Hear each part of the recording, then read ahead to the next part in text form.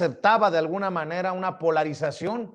¿Tú ves una polarización? ¿Y quién provoca la polarización? Porque así como para quitarse de encima a las Raki, pues básicamente usa aquello de suponiendo sin conceder, sería López Obrador el que polariza. Con las cifras de ciertas encuestas del 70% de aceptación del presidente Andrés Manuel López Obrador, ¿se puede hablar de polarización? Yo creo que es un concepto que ha sido utilizado y llevado y traído por la oposición en México con una carga muy negativa y que habla de división en la sociedad, de odio incluso, y que bueno, existe un fenómeno político que yo creo que es parte de la politización de la sociedad. Yo noto que hay una discusión más amplia que en otros momentos de lo que pasa en la política. La gente tiene más herramientas para involucrarse, tiene más forma de emitir su opinión y de meterse en cierta forma a los debates. Entonces, a diferencia de los momentos en los que no existían, digamos, tantas fuentes de información, pues la información corría de vía así, de arriba para abajo, y no había forma de interactuar. Entonces, yo creo que eso daba como una perspectiva de que pues había consenso social, porque no se hacían notar las críticas, las opiniones amplias, diversas, que naturalmente tiene toda sociedad. Ahora bien, en una sociedad con tantas diferencias sociales, socioeconómicas, de acceso a servicios, de tanto tiempo, ¿no? De pauperización de un sector muy amplio de la sociedad, pues evidentemente se crean también posturas encontradas a la luz de la clase a la que pertenecen las personas. Es decir, la polarización no es únicamente resultado de un entorno político, sino creo que habría que analizarla con una serie de elementos que han ido conformando pues este entorno en el que hay mayor participación de la vida política, de la vida pública. Sin embargo, estos usos retóricos de la derecha pues hablan de algunas aseveraciones o usos del lenguaje del presidente para achacarle a él toda una responsabilidad. Por ejemplo, cuando habla de fifís, cuando habla de clases medias, y pues yo creo que algunos de estos grupos se sienten interpelados directamente, y esta perspectiva que tienen de sentirse atacados en su identidad de clase, pues probablemente los haga pues reaccionar de esta forma a veces muy virulenta. Y bueno, pues yo diría que a lo mejor eso también contribuye en gran medida a lo que le llaman polarización. Es un fenómeno, yo creo que bien complejo, y que si bien lo vemos cada 6 años en los procesos electorales cuando hay que tomar partido, a mí me da la impresión de que ahora la gente está realmente tomando un partido continuo, y en este caso pues las estadísticas hablan de que efectivamente esta orientación, digamos, de simpatía por el gobierno en turno, pues es mayoritaria, ¿no? Entonces, yo creo que ese fenómeno quizá ahora no lo podemos tener como tan amarrado, como saber exactamente cómo funciona, pero lo que sí creo que podemos leer es el uso que se le da desde la oposición en México. Y bueno, pues hay que ver qué tipo de personajes son los que aseveran que hay polarización, que la polarización es un peligro, y lo utilizan como de esta forma política para instrumentalizar sus causas, e incluso tener esta retórica que es muy de los conservadores y de la derecha, de crear miedo, de crear temor, de hablar desde la emocionalidad y no la racionalidad, y eso le llega a un cierto sector predispuesto a asumir este tipo de prejuicios. Incluso se me viene a la mente esta película que recibió tantas críticas, en la que pues un grupo de personas pobres y morenas atacan a blancos y ricos y se meten a su casa, que ahorita se me fue el nombre, pero seguro ahorita lo recordarán mis compañeros, pero es como esta imaginería de caos que en realidad pues yo creo que no vivimos en la realidad, no está afincado realmente en la realidad, pero pues eso causa miedo, ¿no? Entonces, es un tema, yo creo que sí, interesante, complejo, pero pues que hay que agarrar con pincitas, y sobre todo pensando en términos de discursos de opinión pública, de discursos políticos y de cómo se utilizan para tener o no cierta tendencia política.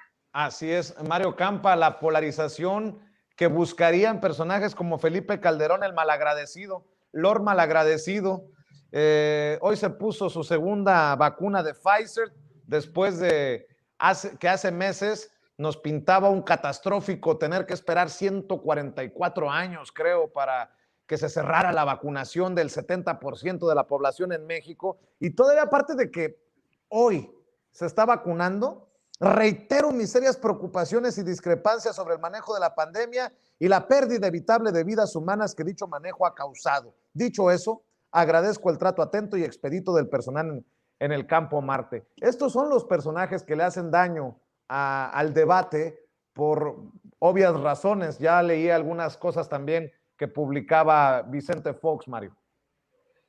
Sí, bueno, los mismos que hablan de polarización seguramente le aplaudían a Vicente Fox cuando le llamaba a la Bastida en la carrera electoral y cuando toda su retórica fue completamente contra el PRI y eso creó también pues cierto ambiente politizado y de encontronazos, ¿no?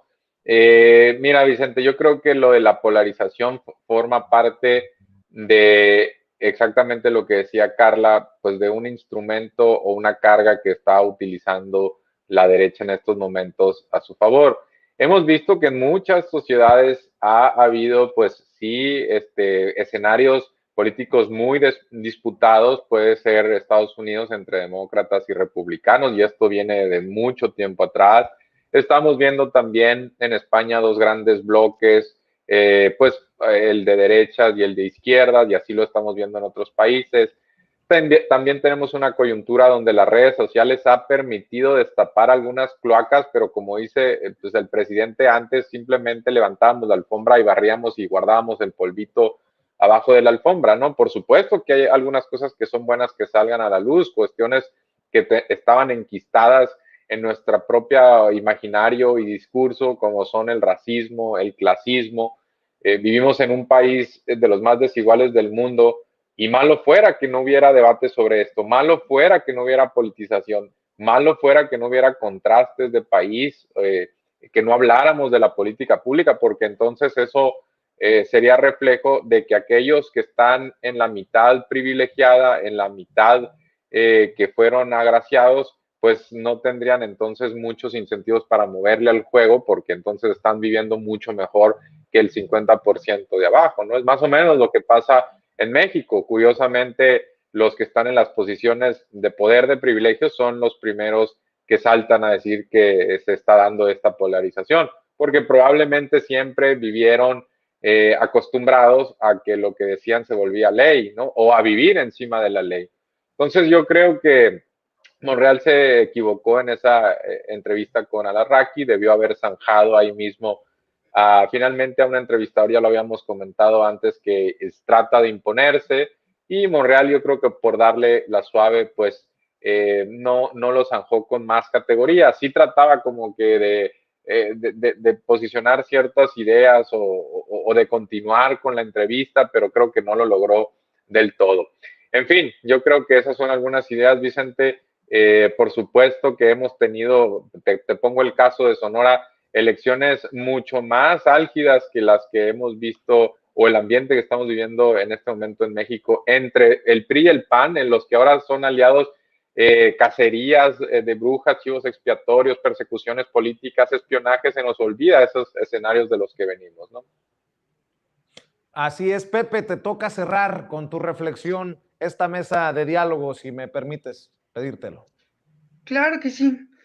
Bueno, a mí me gustaría cerrar el tema también de esta polarización. Yo creo que no estamos viviendo en una polarización.